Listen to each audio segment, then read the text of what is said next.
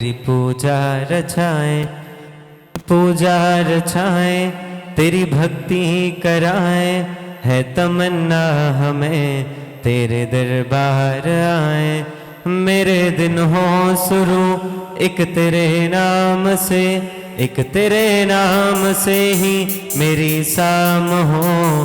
तुझे पाने की चाहत में जीते रहें, तुझे पाने की चाहत में मर जाए हम। कहानी सुनो जवानी सुनो, मैं तो हार गया था, मैं तो हार गया था।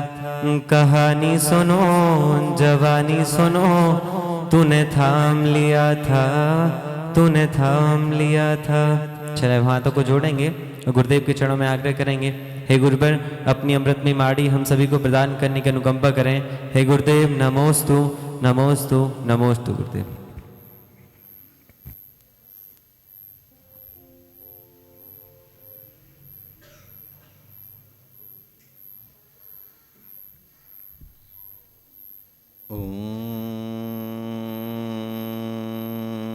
नमः सिद्धेभ्यः।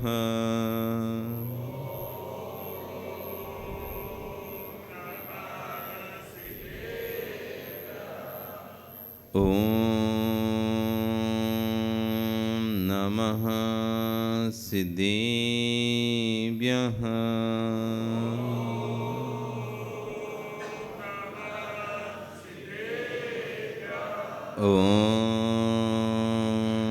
नमः सिद्धेभ्यः।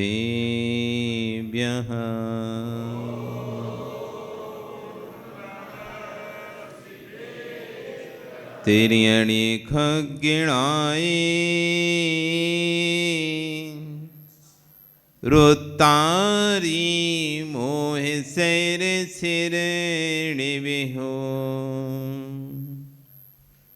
आयरी राऊ पसियो परवादिनियो भव्य जी लोए। नमो अरिहंताणम नमो सिद्धाणम नमो आयरियाणम नमो वज्रायाणम नमो लोये सव्यसाहुणम। बोले अनंत अनंत से परमेष्टि भगवान की, आदिरम आदिनाथ भगवान की, वर्तमान शासन महावीर भगवान की, आचार्य गुरुवर कुंद कुंद स्वामी महाराज की, आचार्य गुरु विश्व सागर जी महाराज की, अहिंसा में विश्व धर्म की। बोले मुनि श्री 108 अर्जुन सागर जी महाराज की। भवबंधु आवाज सही करो। वर्तमान शासन न्यायिक वर्धमान स्वामी के शासन में तीर्थंकर प्रभु की चरण निश्रा में बैठकर हम सभी जिन देशना का श्रवण कर रहे हैं। आज वर्ष का प्रथम दिन, नया वर्ष प्रारंभ हुआ 2024। भैया सही क्यों नहीं कर पा रहे? हूँ कर रहा है, सही करो। वर्ष 2024, इस नए वर्ष में हमको क्या क्या करना है, ये अब निर्णय करना है। कल यहाँ पर सम्यक मिथ्यात्व की परिभाषाओं का व्याख्यान चल रहा था ग्रंथ में, और बता रहे थे कि वस्तु व्यवस्था व्यवस्थित है, वस्तु सम्यक नहीं है, वस्तु मिथ्यात्व नहीं है। वस्तु के ज्ञान से सम्यक नहीं, वस्तु के ज्ञान से मिथ्यात्व नहीं। वर्ष 2024 सम्यक्त्व है या मिथ्यात्व है? ये वर्ष 2024 आपके लिए सम्यक्त्व के का कारण है या मिथ्यात्व का कारण है? वर्ष 2024 न सम्यक्त्व का कारण है न मिथ्यात्व का कारण है। आपकी श्रद्धा जैसी होगी इस वर्ष में, वैसा आपके लिए कारण बनेगा। लोग कहते हैं पुराना वर्ष अच्छा निकला अथवा पुराना वर्ष खराब निकला। हमारा पिछला वर्ष बहुत खराब निकल गया। कोई कहता है पिछला वर्ष तो बहुत ही खराब था, इसमें तो इतनी घटनाएं घटी, ये कोरोना आया, ये हुआ, वो हुआ, लड़ाई झगड़े हुए, इस तरह से अनेक प्रकार का। कई लोग कहते हैं पिछला वर्ष हमारा बहुत अच्छा रहा, खूब कमाई हुई। एक कह रहा है पिछला वर्ष हमारा बहुत ही खराब गया, बहुत घाटा लगा हमको पिछले वर्ष में। और एक कह रहा है पिछला वर्ष तो बहुत ही अच्छा गया था, बहुत फायदा हुआ है। तो अच्छा था या खराब था? निकल गया जो वर्ष वो अच्छा था या खराब था? कैसा था? अच्छा था कि खराब था?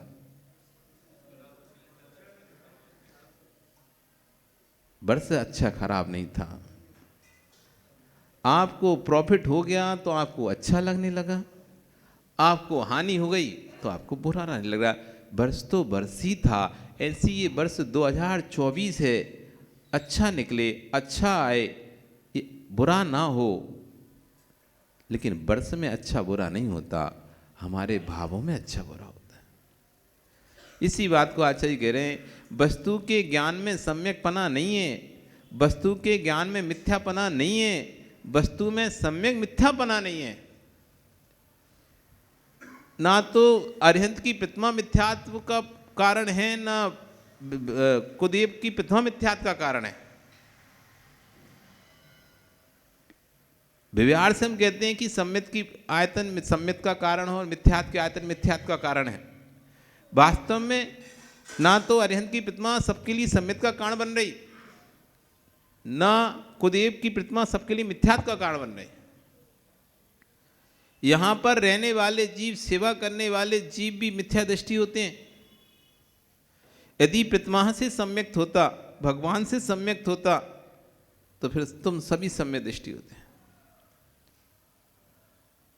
यदि मिथ्यात्व से, यदि कुदेव से मिथ्यात्व होता, कुदेव के स्थान पर खड़े होने से मिथ्यात्व होता, तो फिर कोई भी साधु को आप कहीं भी किसी भी स्थान पर नहीं रुका सकते थे।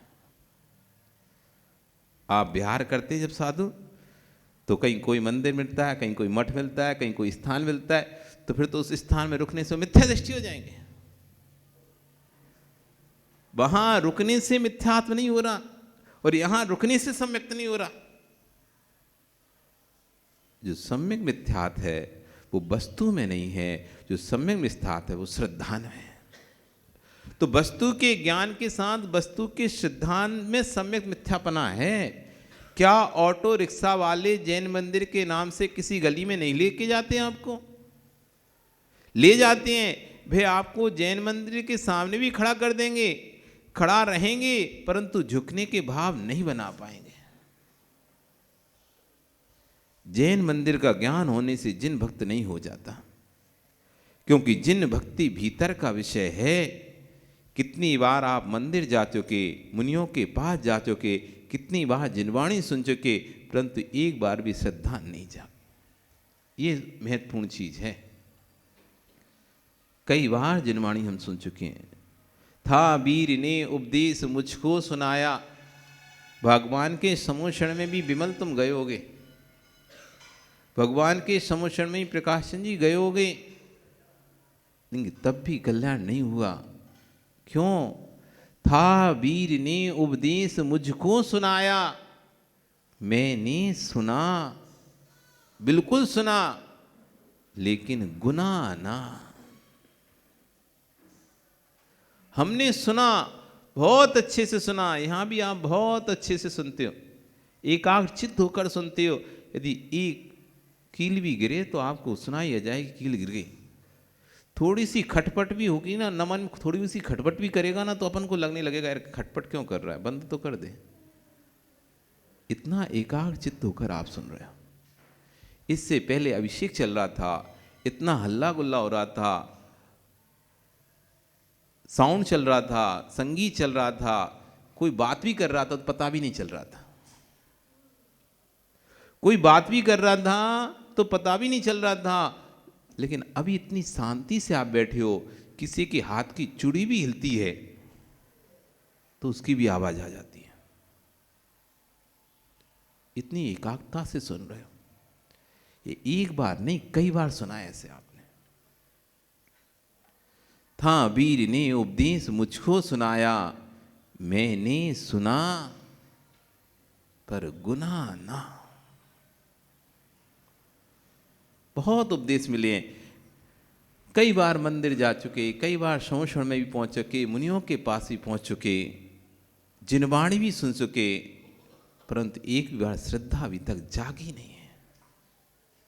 मान कसाय तो जागती है, मान कसाय तो जाग जाती तुरंत। हम गए, उन्होंने हमें देखा ही नहीं। हम गए थे, वो तो उनमें बात कर रहे थे, हमें देखा ही नहीं। अब कल से नहीं जाएंगे। हम गए थे तो वो तो बड़े लोगों के पीछे बैठे हुए थे, उन्हीं से बातें कर रहे, उन्हीं को देख रहे थे, उन्हीं से बोल रहे थे। अब कल से हम नहीं जाएंगे। ये कसाय तो जाग जाती है, ये कसाय तो तुरंत जाग जाती है कि वो तो उन्हीं से बात करते हैं, उन्हीं से बोलते हैं। हम तो जाते हैं तो देखते तक नहीं, आशीर्वाद भी नहीं देते। और ऐसा भाव आके नहीं, अब हम कल से नहीं जाएंगे, ऐसे भाव तो आ जाते हैं। उन्हीं की बात मानते हैं और हम तो नहीं जाएंगे उनके पास। ये परिणाम तो आ जाएंगे, लेकिन ये भाव नहीं आएंगे, काश मेरा भी ऐसा पुण्य होता, काश मेरा भी ऐसा पुण्य होता कि मैं जैसे ही जाता, साधु का हाथ तुरंत मेरे लिए उठ जाता। ऐसा पुण्य कैसे कमाऊं मैं? जैसा इस जीव ने पुण्य कमाया है कि इसको साधु संगति मिलती है, इसको साधुओं का आशीर्वाद मिलता है, इसे खूब साधुओं का आशीर्वाद मिल रहा है, ऐसा पुण्य मैं कैसे कमाऊं? ये भाव नहीं आता हमारे अंदर। अश्रद्धान का भाव आ जाता है तुरंत ही, ईर्ष्या का भाव आ जाता है, द्वेष का भाव आ जाता है, विद्वेष का भाव आ जाता है।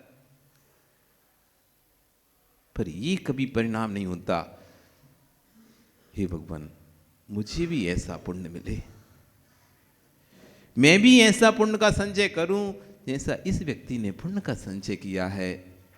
आज जिसको साधुओं का सानिध्य मिल रहा है, मैं अभागा सानिध्य को प्राप्त नहीं कर पा रहा। कभी अपने अंदर ऐसे परिणाम आए आपके? किसी को धर्म पर आगे बढ़ के देखते हुए, धर्म में आगे आते हुए देखते हुए, ये कभी परिणाम ऐसे आए क्या? या फिर ऐसे ही आए, बहुत आगे आगे बढ़ रहा है, देखते हैं अभी बाद में देखते हैं।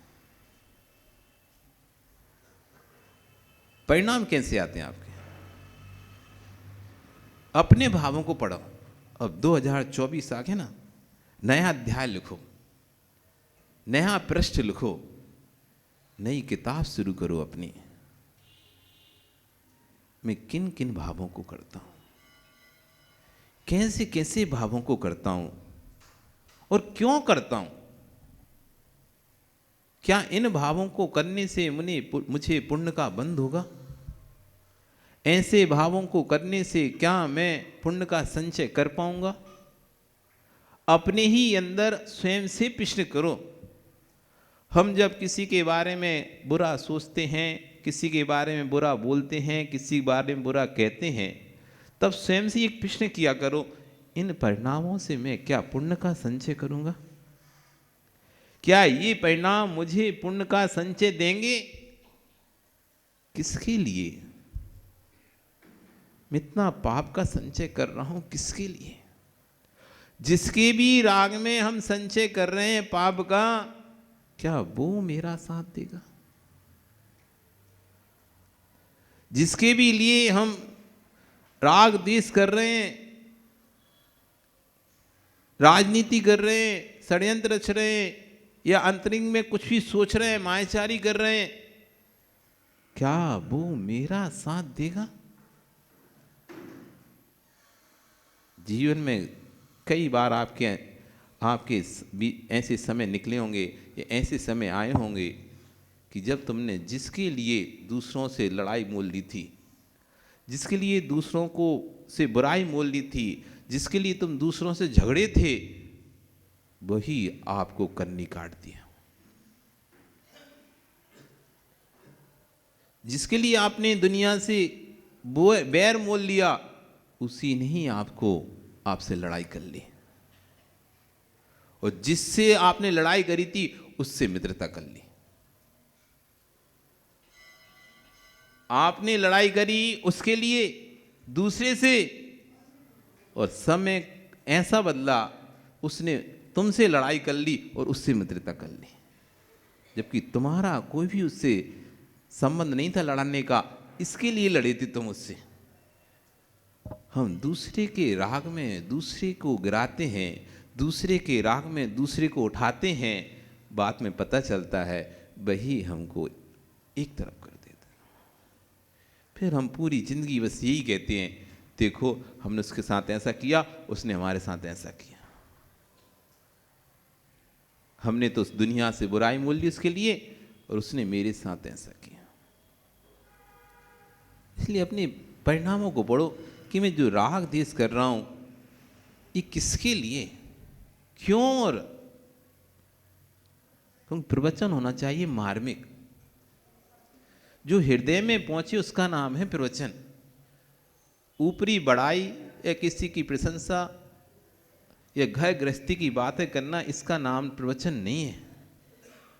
प्रकृष्ट वचनों का नाम प्रवचन है। भगवान की वाणी सीधे हृदय में पहुंचना चाहिए, सीधे हृदय में छूना चाहिए। क्या वास्तव में अभी तक हम जो करते आ रहे हैं, इतने वर्ष जो हमारे जीवन के निकल गए, अनेक नए वर्ष आए और अनेक नए वर्ष पुराने वर्ष चले गए, उन वर्षों में मैंने किया क्या है? कभी लेखा जोखा तो करना सीखो, हिसाब बनाना तो सीखो, अपने कार्यों का हिसाब बनाना सीखो कि 2023 में या उससे पहले के जो निकल गए वर्षों में मैं कहाँ था और अब मैं कहाँ हूँ। बहुत से लोग नीचे से ऊपर आ चुके हैं, जो धर्म नहीं करते थे वो धर्म के मार्ग पर आ चुके हैं, और बहुत से लोग जो धर्म करते थे वो धर्म के मार्ग छोड़कर नीचे जा चुके हैं।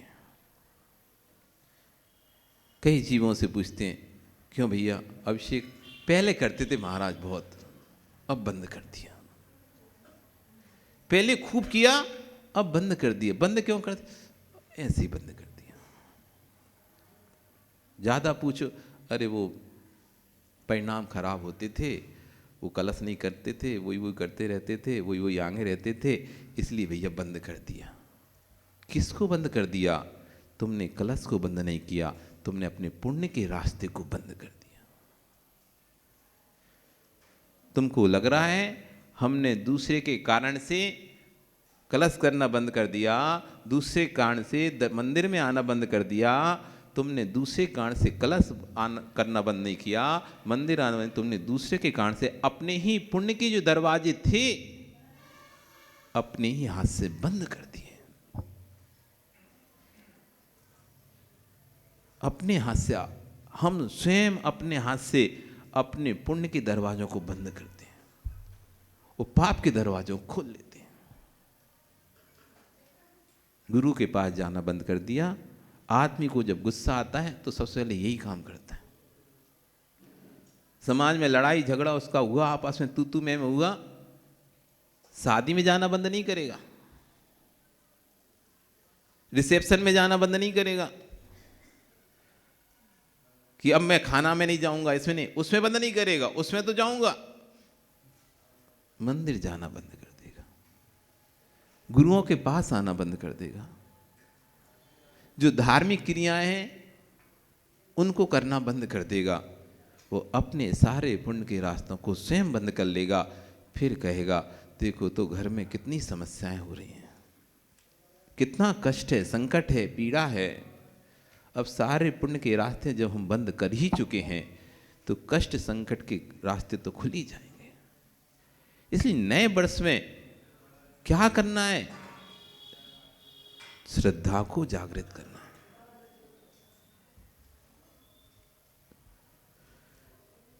यदि जाग गई होती, एक बार श्रद्धा नहीं जगी अनेक बार मुनियों के पास गए, मंदिर जा चुके, जिरवाणी सुन चुके, परंतु एक भी बार श्रद्धा नहीं जागी। यदि जाग गई होती तो पंचम काल में आने मिलता ही नहीं, क्योंकि सम्यक दृष्टि की एक ही गति है,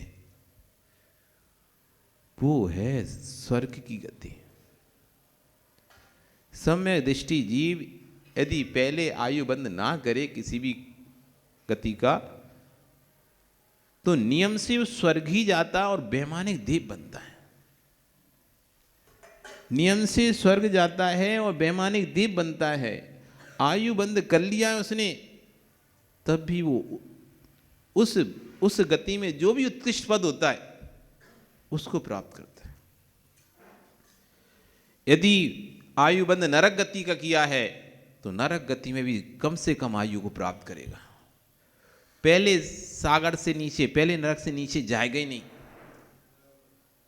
यदि उसने तिरंच गति का बंद कर लिया था, बाद में सम्यक प्राप्त किया है, तो भोग में, उत्तम भोग में जाकर वहां पर अच्छा तिरंच बनेगा, जहां पर उसे दुख नाम मात्र भी नहीं होंगे। मनुष्य गति का बंद किया है, तब भी उत्तम भोग में जाकर मनुष्य बनेगा, भोगों को भोगेगा। देव गति का बंद किया है तो उत्तम जाति का देव बनेगा। सम्यक यदि प्राप्त हो गया, इस पंचम काल में तो नहीं आएगा। जो जो पंचम काल में जन्म लेते हैं वे नियम से मिथ्या दृष्टि ही होते हैं, बाद में फिर सम्यक प्राप्त करते हैं 8 वर्ष के बाद। इसलिए 8 वर्ष का एक काल दिया होता है बच्चे को अभिषेक कराने का या आहार दान देने का, क्योंकि 8 वर्ष के अंत के काल के बाद व्यक्ति तत्व का निर्णय करने का योग्य हो सकता है, सक्षम हो जाता है। इसलिए 8 वर्ष अंतर्मुहूर्त में वह सम्यक प्राप्ति के योग्य हो जाता है। तो पंचम काल में जो भी जन्म लेगा वो नियम से मिथ्या दृष्टि ही होगा, चाहे वो साधु महात्मा। तो साधु महात्मा तो ऐसे साधु तो जन्म लेते नहीं ना, पहले तो सामान्य श्रावक के रूप में ही जन्म होता है। जन्म से तो कोई साधु होता नहीं है, श्रावक ही होता है। जो भी श्रावक जन्म लेगा, जो भी व्यक्ति जन्म लेगा, पंचम काल मिथ्या दृष्टि होगा। बाद में 8 वर्ष अंतर मुहूर्त के बाद वो सम्यक के योग हो जाएगा और सम्यक दर्शन को प्राप्त कर सकता है, अर्थात देव शास्त्र गुरु की प्रीति उसके अंदर श्रद्धान जाग सकता है। बहुत से छोटे छोटे बच्चे होते हैं, उनको छुट्टी मिलती है तो आहार देना है। जब भी छुट्टी मिली मंदिर अभिषेक करने आना है, जब भी छुट्टी मिली प्रवचन कर सुनना है, जबकि उनको पता है इनको कुछ समझ नहीं आएगा। ये इतने बच्चे, इनको क्या समझ में आ रहा होगा सम्यक तो और क्या होता है मिथ्यात्व? बेटा समझ में आ रहा है क्या? नहीं आ रहा ना? इतना समझ में आ रहा है ना? कुछ समझ में नहीं आ रहा। इतना तो समझ में आ रहा ना कि समझ में नहीं आ रहा, दिमाग में नहीं चढ़ रहा, पर फिर भी शांति से बैठा हुआ है।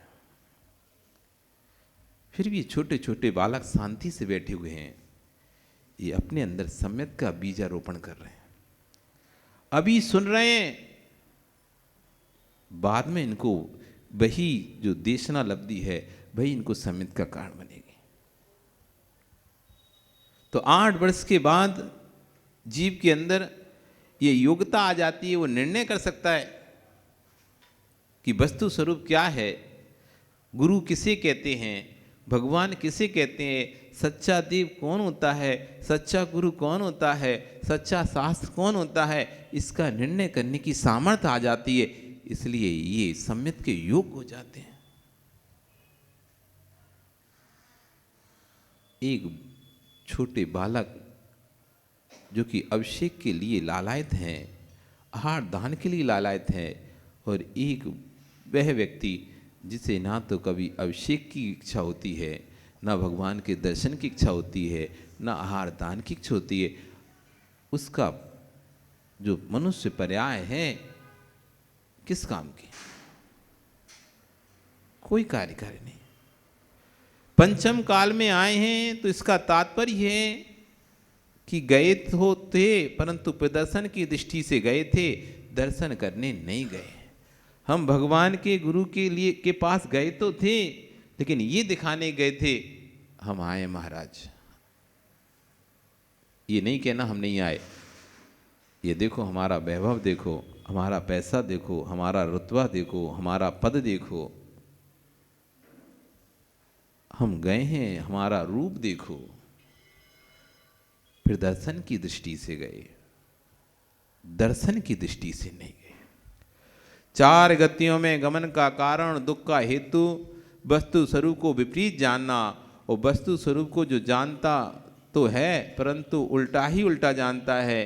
एक जीव श्रीफल को मोक्ष फल की प्राप्ति के लिए अरहंत के चरणों में चढ़ा रहा है, तो दूसरा जीव श्रीफल को मुख में खा रहा है, फिर भी ठीक है क्योंकि उसने पेट भर लिया। और तीसरा जीव किसी कुदेव के मंदिर में जाकर उसे फोड़ रहा है, उसका उद्देश्य बलि चढ़ाना है।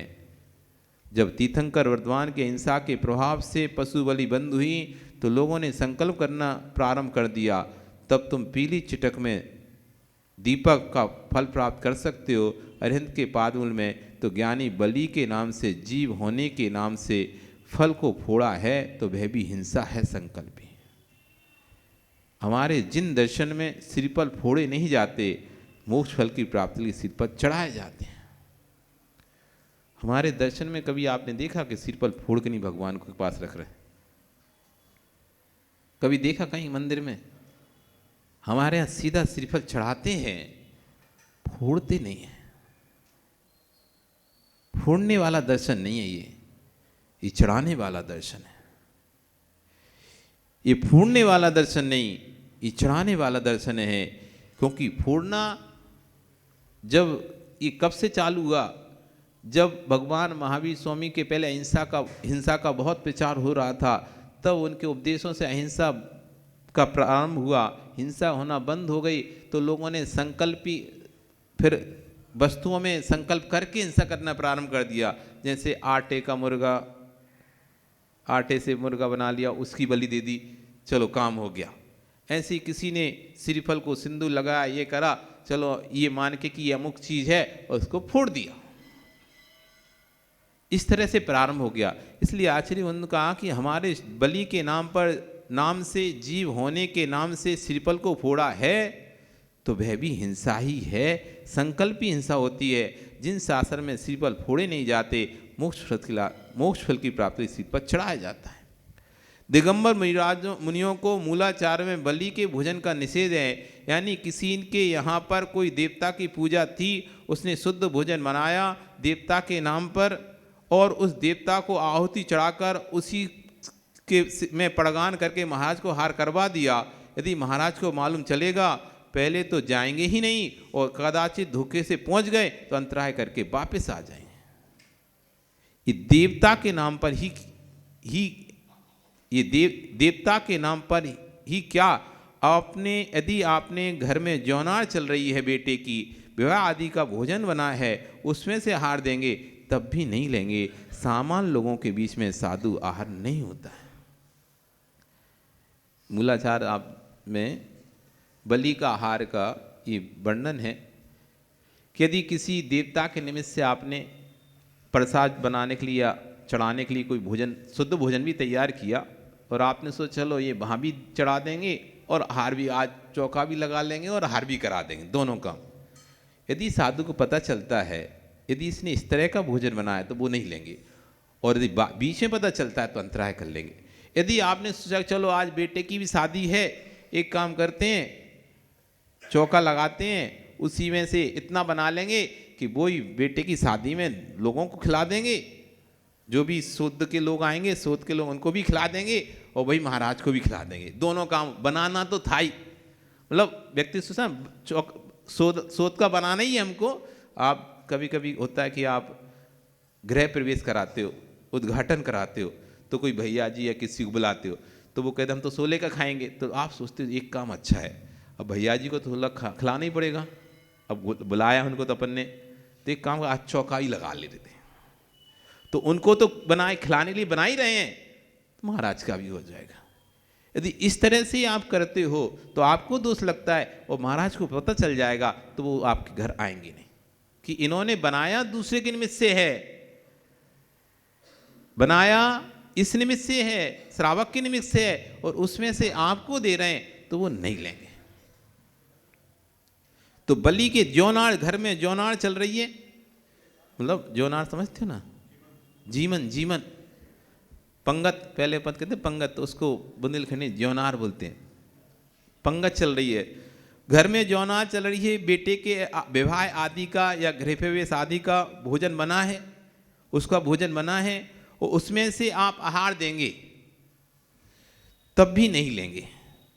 सामान्य लोगों के बीच में भी ये आप साधु आहार नहीं होता है, इसलिए जहाँ पर साधु आहार करते हैं तो वहाँ इधर आहार कर रहे हैं, इधर खाना चल रहा है, ऐसा नहीं होता। साधु जहाँ आहार करते हैं, उनके आहार करते करते लोग खाना खाना प्रारंभ कर देते हैं, तो वो फिर अंतराय करके बैठ जाते हैं। कभी बड़े बड़े संघों में ये शिक्षाएं दी जाती थी हम लोगों को, जब ब्रह्मचारी थे, 15-15 साधु एक साथ आहार पर उठे, एक ही जब बिहार चल रहा था एक साथ उठे। अब कोई आधा घंटा में बैठ गया, कोई 45 मिनट बैठ गया, कोई 1 घंटा में बैठ रहा है, कोई 1.5 घंटा में बैठ रहा है। तो जो जिसके साथ जाता था वो जल्दी हार कर लिया, अंतराय होगा, वो तो फ्री हो जाता था ब्रह्मचारी। बाकी साधु तो हार कर दे, तो आज ही समझाते तुम फ्री भी हो जाओ, तब भी वहां पर जब तक साधु हार करे आप अपनी थाली लगा के मत बैठना। जब तक साधु हार कर रहा है तब तक कभी श्रावक को वहां पर उसी चौके में, अब बिहार रहता है तो उनको लगता है चलो बहुत देर हो गई, हम भी खा पी के जाएं, जल्दी निकलें। इधर साधु का हार चल रहा है, उधर आप कर प्रसाद दो, हमको जाना है, हमको जाना है, और आप चले गए और सब सामान उठा के खा के जा रहे हो।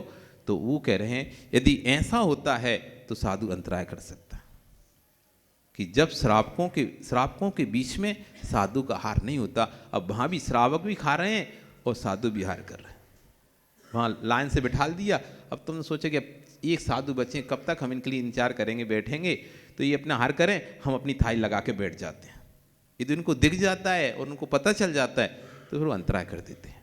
तो श्रावकों के बीच में भी साधु का हार नहीं होता है। 2 बातों को समझना, वस्तु पर श्रद्धान होता है, वस्तु पर अश्रद्धान होता है। वस्तु तुमको गुण नहीं दे रही है, वस्तु तुमको दोष नहीं दे रही है। जैसी तुम्हारी परिणति चल रही है वैसा गुण दोष प्रकट हो रहा है। जैसी हमारी अंतरंग की भाव चल रहे हैं, एक व्यक्ति को देखकर, किसी व्यक्ति को देखकर, किसी वस्तु को देखकर हमारे अंतरंग में यदि राग के परिणाम चल रहे हैं तो तत्जन्य कर्म का बंध होगा, द्वेष के परिणाम चल रहे हैं तो तत्जन्य कर्म का बंध होगा। और वो व्यक्ति तो अपना काम कर रहा है, उसे पता नहीं है, तुम उसे देखकर राग के परिणाम कर रहे हो कि द्वेष के परिणाम कर रहे हो। एक व्यक्ति अपने शांति से भगवान के दर्शन कर रहा है, एक उसे देखकर राग भरे परिणाम कर रहा है, और एक उसे देखकर द्वेष भरे परिणाम कर रहा है। व्यक्ति तो वही है, आपकी बेटे की माँ है, आपकी लड़ाई हो गई और भगवान दर्शन कर रही है, आपको देखकर द्वेष के परिणाम आ रहे हैं उसको, और दूसरे को देखकर उसको राग के परिणाम आ रहे हैं। वो तो अच्छे सुंदर सच के आई थी, तो दूसरों से देखकर राग भरे परिणाम कर रहा है, आप उसे देखकर द्वेष भरे परिणाम कर रहे हो। उसे तो पता नहीं, वो तो सामने दर्शन कर रहा है। तो वस्तु में राग द्वेष नहीं, परिणति में राग द्वेष है, और परिणति के राग द्वेष से कर्म का बंध है। आपका समय हो गया, कल फिर आओगे, पर्याय रही तो और चर्चा करेंगे इसी विषय पे। आचार्य भन और क्या कहते हैं और चर्चा करेंगे। बोली भगवान महावीर स्वामी की। चलेंगे जिनवाणी स्तुति। जावा